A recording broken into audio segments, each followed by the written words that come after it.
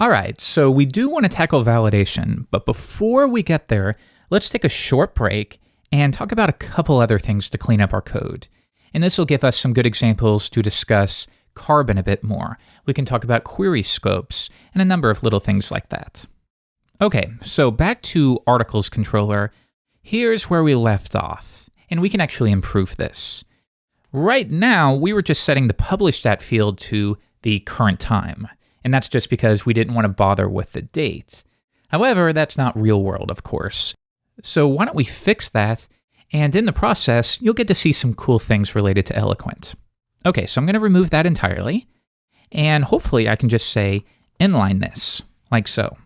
A lot cleaner, right?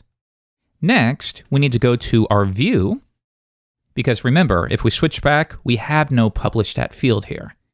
So in real life, you'd probably use some kind of dedicated JavaScript calendar, right? But in our case, why don't we just fall back to a simple HTML5 date input? So let's do this. We'll have a text field, and this will be for published at, but we'll change this to publish on. And next, it shouldn't be a text field, it should be a date, but I don't think Laravel offers that. So instead, we're going to use a generic input method, and that way I can specify the type of the input. In this case, date.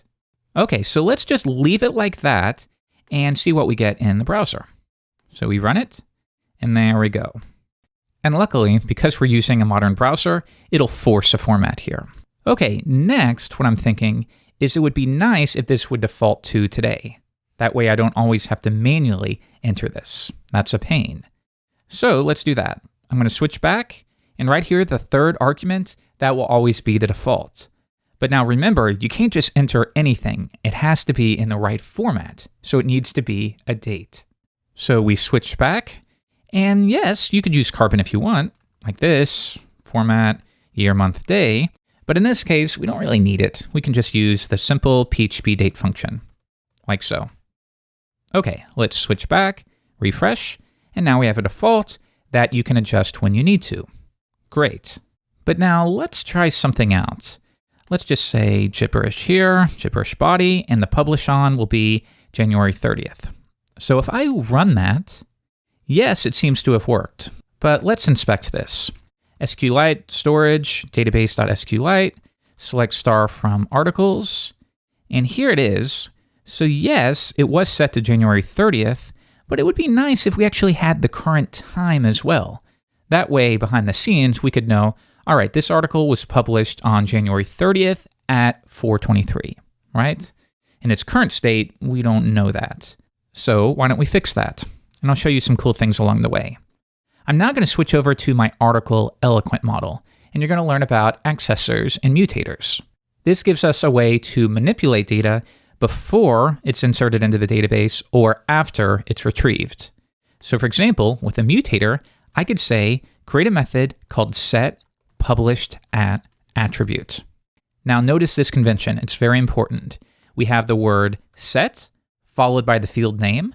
So if we're trying to manipulate a name column, we would have set, name, and then the word attribute. That is the convention there. So if we want to set an address, set address attribute. And notice in these situations where you could have an underscore, just convert that to camel case. Okay, so now we can say, when you're setting the publish at attribute, I want to make sure it's in the correct format. So we can set the attributes directly, published at equals, and then why don't we use Carbon here? So we import that, and then we can say create from format, which will be year, month, day. And then we will pass the string date as the second argument. And that's it. So now we've parsed it correctly, and the time will be added on as well, if that makes sense for your project. All right, so let's try this out again. We're going to create a new article, some more gibberish here, and the published on will be January 28th.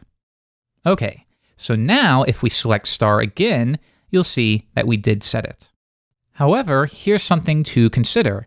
If we set it in the future, then you might just want to say January 28th at midnight is when it should go up. And if that's the case, well, we don't really want to do it like this. Instead, you could always do something like Carbon parse date to try to figure it out. Now, if we were to backtrack third attempt, and we run this again, take a look at the difference. Now we run it, and it will set it to January 28th, but we don't have a time, so that will set it to midnight essentially. Okay, so this is starting to look good. However, we have a problem now. If I refresh, I'm seeing articles that are set to be published in the future. For example, any of these right here. Those should not display here because they're set to publish in a couple days or so. So we need to make sure that we have some kind of query scope to limit that. Here's how we do that. I'll first show you directly in the controller, and then we'll clean things up a bit by moving it to our Eloquent model. So right up here at the top, we're saying articles, order them by published at in descending order, and then get everything. Well, we don't exactly want that. We really want to say limit them to where the published at field is less than or equal to, well, now. So we can do carbon now. Okay, so now if we switch back and we give this a refresh, notice that we're not displaying any of those because we've adjusted it.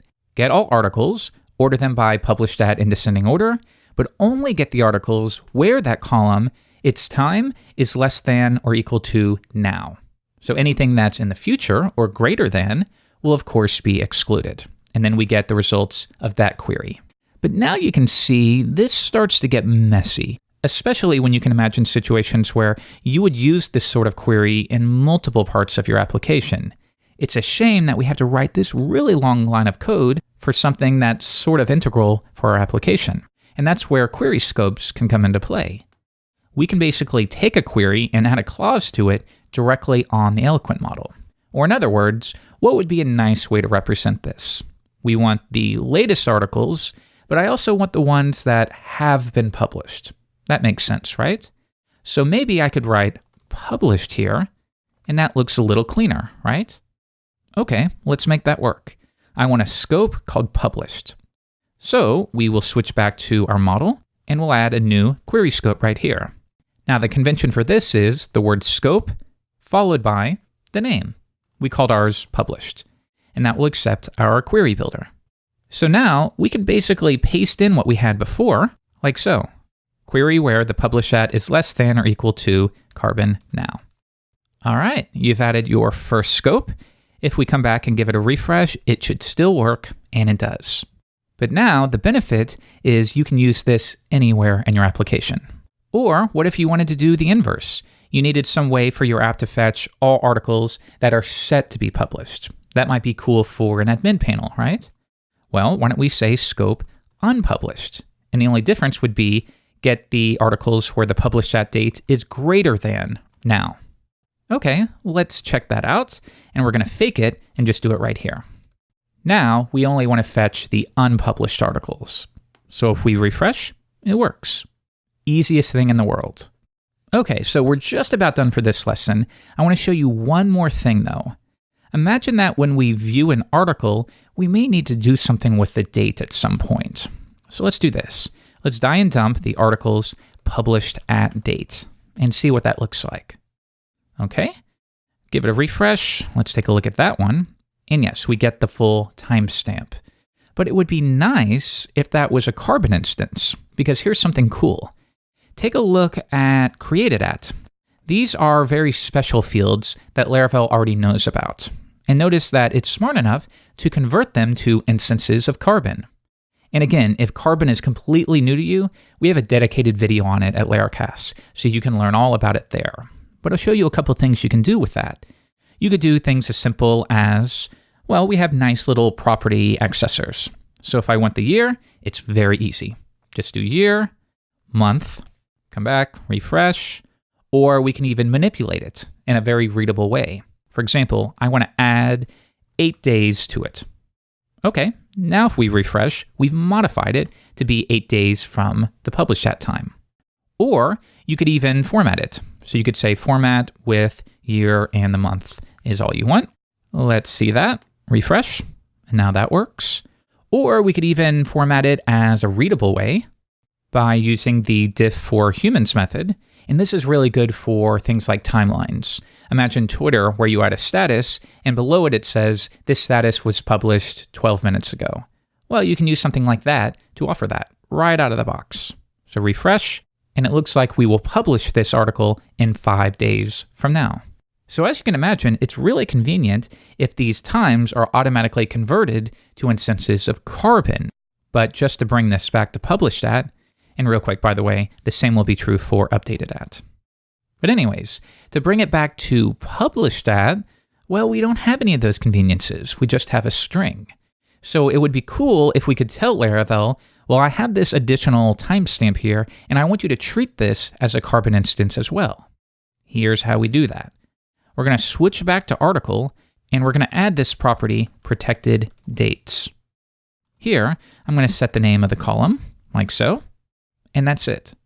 So now, if we switch back and refresh, we can see it's a Carbon instance, which means we have access to all of those methods and getters, like we did with the created at and updated at and deleted at columns.